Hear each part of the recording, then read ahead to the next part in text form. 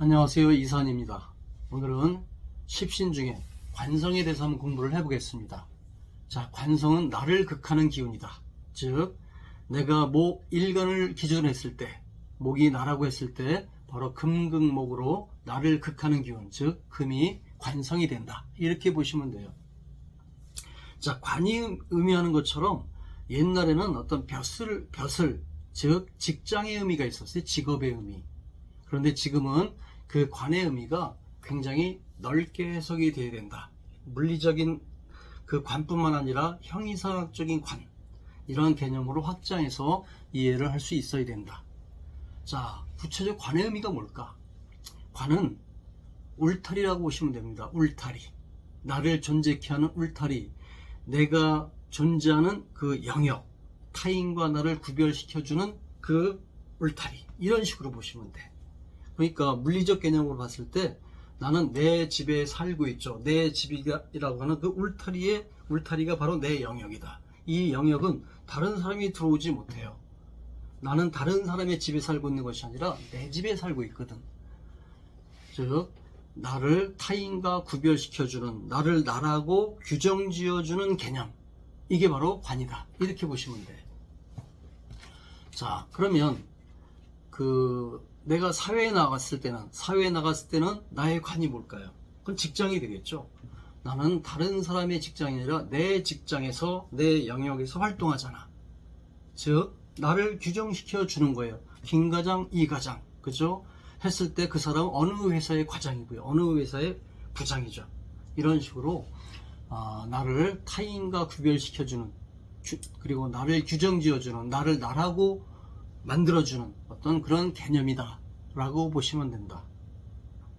내가 학문적인 성취를 이뤘을 때 그 사람 하면 그 사람의 학문적인 영역이 있을 거라고, 그 사람이 성취한 거, 그것도 그 사람의 관이죠. 그리고 또 뭐가 있을까요? 재물, 그죠? 그 사람이 이룬 부, 이런 것도 그 사람의 영역일 수 있어요. 명예, 그죠? 그것도 그 사람의 영역입니다. 그 사람이 성취한, 그 사람을 사회에서 인정해주는, 그 사람을 규정시켜주는 개념, 이렇게 보시면 돼. 자, 그래서 이 관은 이제 편관과 정관으로 나뉘어요. 편관과 정관. 자, 정관은 그냥 정확한 거죠. 그냥 이렇게 정확하고 질서가 잡힌 그 울타리라고 보시면 돼요. 그러니까 직업적으로 보게 되면 공무원이라고 표현을 합니다. 자, 편관은 거칠고 험한 울타리, 즉 폭이 넓은 울타리인데 거칠죠. 그 집 자체 거칠다는 의미가 아니고 비유적인 표현입니다. 자, 요즘은 이제 육친적으로 봤을 때 여자에게는 관이 남편이 되고요, 남자에게는 관이 자식이 됩니다. 이제 그렇게 보시면 되고, 자, 이 관은 어떠한 식으로 해서 이루어졌을까? 이거는 예를 들어서 목이라고 하는 내 일간 목이 식신활동, 식상활동, 식신상관 활동을 통해서 일을 하죠. 활동합니다. 이거는 왜 활동할까? 바로 이 목이 목극토에서 그 재성을 성취하기 위해서 활동하는 거거든. 그래서 목생화 화생토로 이어지잖아. 자, 이 토는 뭐야? 목극토일 때 토는 재성이잖아요. 재성은 내가 성취하고자 하는 목적이에요. 내가 성취하고자 하는 가치, 내가 성취하고자 하는 재물, 이것이거든. 그래서 그걸 이루기 위해서 식신상관 활동을 통하는 거야. 목생화 화생토. 자, 그러면 정제와 편제로 이루어진 그 토는, 재성은 뭐를 이루게 한 거야? 그건 결국 관을 이루게 한 거지.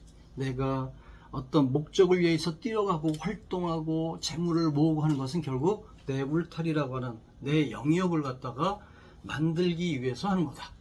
그잖아. 그죠? 우리가 인사적으로 봤을 때.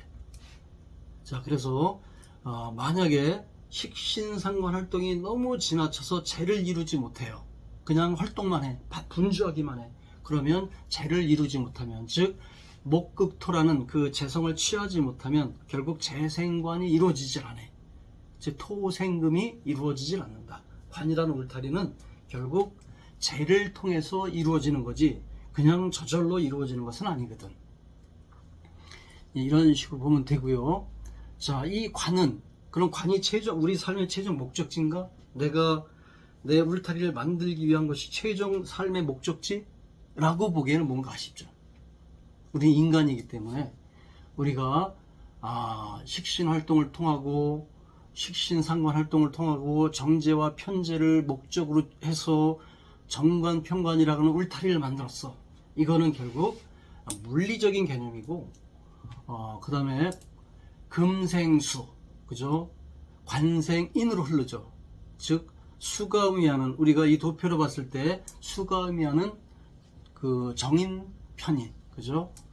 인성, 이거는 우리가 추구하는 정신적인 가치입니다. 내가 관을 만드는 이유도 결국은 행복이라고 하는, 그죠? 정신의 어떤 가치를 추구하기 위해서 하는 거지. 그러니까 이 수가 표시하는 인성은 뭐냐면 그 관이 만들어낸 그 나만의 정신세계라고 보시면 됩니다. 그리고 그 나를 존재케 하는 근원적인 힘, 이렇게 보면 돼요. 나를 존재케 하는 근원적인 힘, 그거는 모태죠. 모성입니다. 물리적으로 보면 어머니가 되고요. 모친. 그 다음에 나를 존재케 하는 게 뭘까? 물리적으로 그거는 뭐 예를 들어서 어떤 계약이죠. 계약서, 또는 예를 들어 주민등록 등본이나 주민등록증 같은 거, 나를 규정시켜주는 힘이잖아. 그죠? 존재케 하는 거. 그게 없으면 나는 내가 아니죠. 인정받지 못하잖아. 또는 공부, 그죠? 학문, 내가 공부를 하고 졸업장을 따고, 이건 결국 뭐다? 내가 나로서 존재케 해주는 거야. 본원적인 힘이 되는 거거든. 그래서 이 인성은 바로 자격증, 졸업장, 학문, 뭐 공부, 계약, 문서, 뭐 이런 식으로 나를 존재케 해주는 어떤 근원적인 힘이다, 이렇게 보시면 돼요. 즉 이 관은 바로 내가 나의 본래의 고향, 본원의 세계로 들어가기 위한 어떤 그 울타리다, 이렇게 보시면 되고, 그 수라고 하는 그 인성을 이루기 위해서 가는 거다. 그 인성이 바로 수생목해서 나라고 하는 존재를 생해주잖아요. 그죠?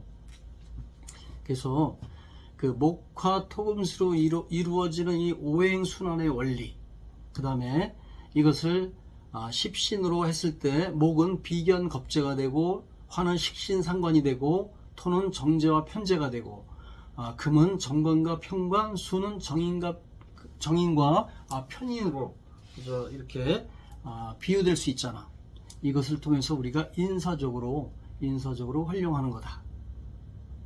그래서 기본적으로 관이라고 하는 거, 여기서는 목을 일간으로 했을 때 그 목을 극하는 금을 정관과 평관으로 해서 관성으로 공부를 했는데, 그 일간이 화라고 한다면 화를 극하는 것은 수잖아요. 수극화. 그럼 수가 관성이 되고요.